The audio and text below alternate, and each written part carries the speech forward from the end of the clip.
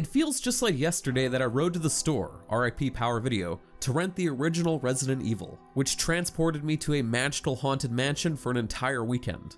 From there, Capcom slowly ramped up the action and ham to the utter point of excess in RE6. People couldn't take it anymore. I think some of you drew the line at Wester's anime son punching zombies. Sure enough, Capcom got back to their roots with the spooky Resident Evil VII, and it paid off, big time, as it's the most successful entry to date and their overall second best-selling game ever. Village brings back some of that lovely Christmas glazed ham and pairs it with the first-person horror of RE7, but mostly in a good way.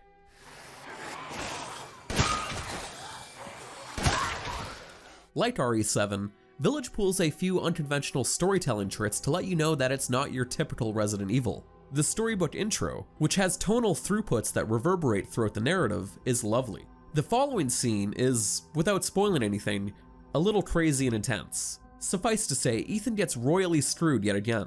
But this time the stakes are a little higher, and the mystery is a little more enticing. That's not to say it's a grand scale per se. The village is actually a medium-sized region, complete with a towering castle and some adjacent waterways, and a few other locations. It's not a silly glow-popping adventure like some entries, and it's honestly not even as expansive as RE4, from an amount of ground-covered standpoint. It's a touch above intimate, which is a great middle ground for newer and older fans. It's also a great marriage of camp and horror. There are shades of Resident Evil VII lurking beneath the surface, as the mystery is fresh and new, but there are also giant vampire countesses, amid some extremely fan-servicey breadcrumbs that the previous entry didn't quite dare to tread on. There's at least 2 what-the-hell moments that will get people talking in some fashion. It doesn't completely avoid the heightened horror feel either. It's primarily an unsettling, slower burn with some jump scares thrown in for good measure. Similar to how I had to rip off the VR helmet with RE7 to catch a breather, I had to take off my PS5 headphones for RE8 a few times. The sound design, particularly the ambient noises like rattling and clanking, is top-notch.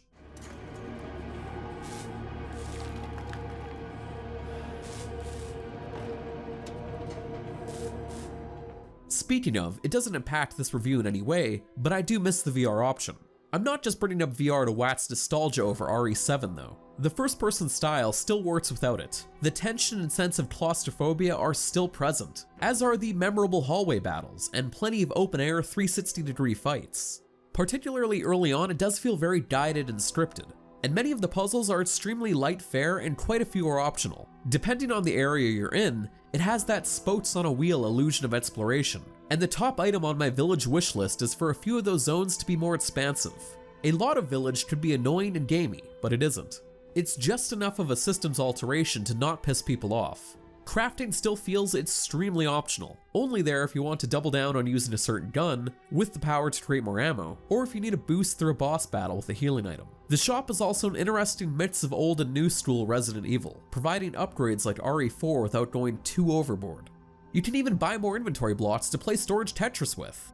It took me around 8 hours to see the end, but like most Resident Evil games, it's worth the replays as you attempt to comb through all of the collectibles and secrets. There are 4 difficulty settings, as well as tons of little extras to play around with. The classic new shop with random goodies like infinite ammo toggles, new equipment, figures, and concept art. Then there's Mercenaries, it's back again. I'll say this, although it's not going to blow the doors off any old school Mercenaries fan, I'm glad it's in at the very least. It's a very arcadey diversion in the sense that you're trying to rack up points, then either go for broke and clear out stages, or head for the exit as soon as you hit a very clear kill goal. Time, taking out enemies in succession, and a few other factors dictate your score, and you unlock new stages with an A rank or above, with bonuses doled out for other ranks. I wish it offered full multiplayer and was as elaborate as raid mode, but in any case, I view it as an extra, and I'm glad we didn't have to settle for whatever RE-verse ends up becoming. Also, completing challenges in mercenary modes provides points to unlock stuff in the main mode, which is a nice little two-way street. I don't think Resident Evil Village is going to be very divisive per se. I suspect the reaction will be generally positive, but it's going to definitely spark some conversations as to how it stacks up against the current darling of RE7, and it has a long hill to climb to match its success financially. As for me, I think it complements it quite well, and then some. But for more written reviews, news, original features, or losing to Kenny Omega in Street Fighter V, be sure to check out the website and the rest of the YouTube channel. And as always, thank you for watching.